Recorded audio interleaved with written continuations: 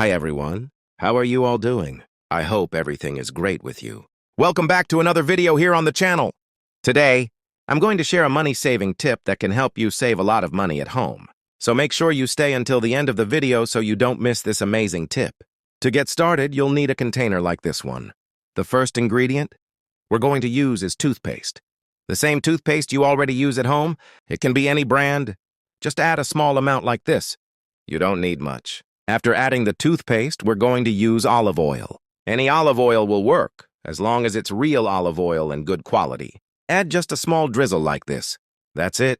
As you can see, it's really a very small amount. Since I started using this recipe, I haven't had this problem anymore.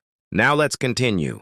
The next ingredient is baking soda, the same one you use in your kitchen. Add only a small quantity, just like this. Again, you don't need much. Now pay close attention.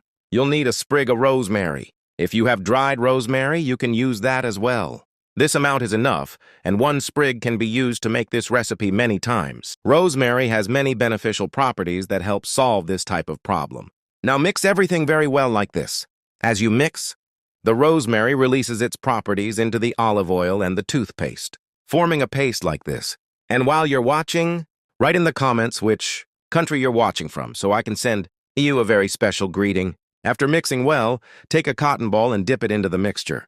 Make sure you also pick up some rosemary leaves, apply it directly to your fingernail, and leave it there for 10 minutes. If you have the problem on several nails, you can apply the mixture to all of them. Then let it work for about 20 minutes. After the 20 minutes, take a cloth, towel, or napkin and remove all the excess mixture. Repeat this process until you no longer have this problem. Try it yourself. I'm sure it will work for you. And you'll even recommend this recipe to your friends and family. Soon you won't have this problem on your nails anymore. I hope you enjoyed this video. A big hug, God bless you, and see you in the next video. Bye.